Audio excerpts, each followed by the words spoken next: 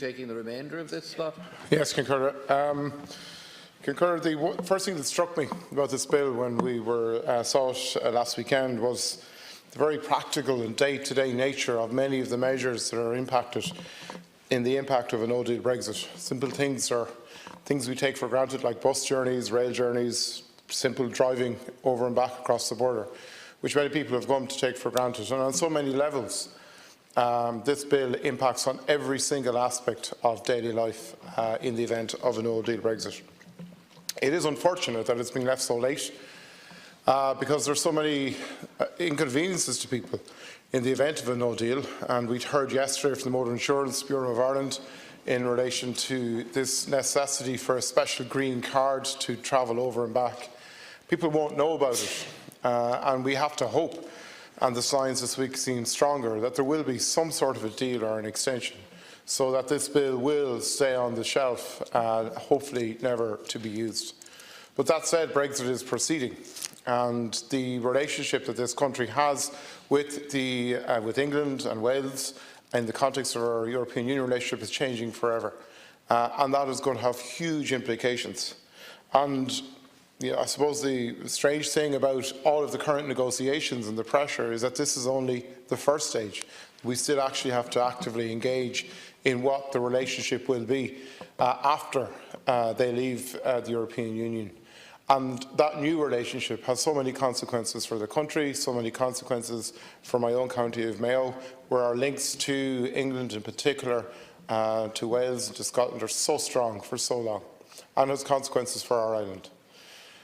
If Brexit is a failure of politics, and I think part of it is, the strength of the relationships on our island over the past 20 years are a pointer of a success of the Good Friday Agreement, which in itself owes a lot to politics and politicians getting on with work and knocking heads together and sticking with something until it was seen through.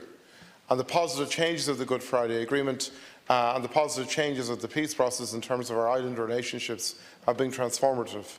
I don't think anybody who would have stood here 30 years ago at the height of some of the worst of the so-called troubles and some of the worst days of political intransigence could have imagined the manner in which we live our lives on this island in such a collective basis now. Moving forward, though, our relationship with the United Kingdom in particular, and in the context of the new relationship, is one that is essential. That we have to keep a focus on the East-West relationship and the importance of the East-West relationship. Beef farmers in particular and farming in particular are at the vanguard of that. And they will face some of the biggest challenges. They face huge challenges anyway, as the world economy changes and world tastes change. But when our biggest market is moving into a different economic sphere, with different economic rules and different trading rules, that puts huge pressure. And attention and focus has to be given on the future of our beef sector and our suckler sector in the context of not just Brexit, but of those changes. And this government actually has to make a decision: do you want that sector? Do you want a suckler sector? And you have to get in and support it and stop giving nice words and pats on the head to it. A proper programme to maintain a suckler sector is essential. It is part of rural regeneration. It is part of sustaining rural communities. Similarly in tourism, and I'll bow to the expertise of Deputy Casey later, we still have a huge dependence on the UK market. And we still have a huge dependence on cultural links going back decades, going back generations.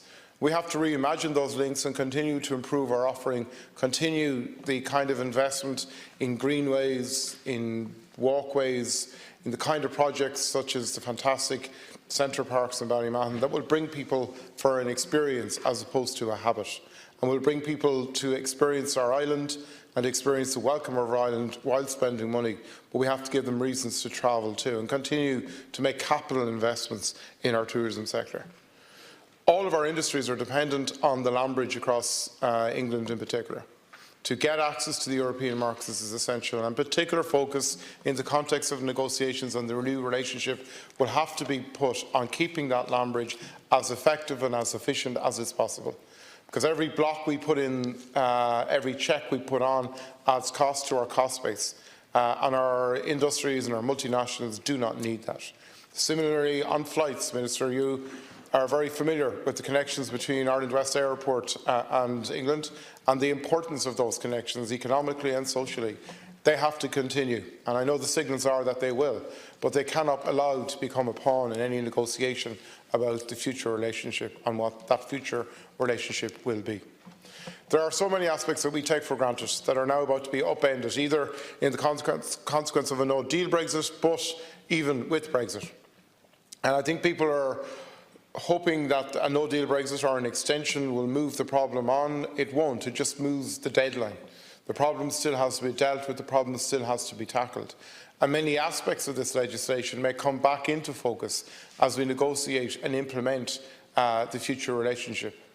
And we have to ensure that in negotiating and implementing that new relationship, that the least possible disruption is caused to our economic life, to agricultural, to tourism and to people's movements over and back, connecting with families, connecting with people. I was struck with a conversation I had at the weekend with somebody whose brother lives 5 minutes away from her. She is over and back visiting him, visiting her nieces and nephews visiting cousins, exchanging, the normal pattern of family life in rural Ireland. But between the sister and brother is the current border. And this hasn't been an issue. They are young, they've never had to worry about it. A consequence of a no deal, the consequence of a border, would transform their family life, their daily activity. And for that reason alone, that is the kind of thing that people need to understand why the backstop is so important. It's not a political thing. It's maintaining our island. It's maintaining relationships around our island. It's maintaining freedom of movement. It's maintaining day-to-day life, as everybody across the world is entitled to do. Thank you very much, Your Honor.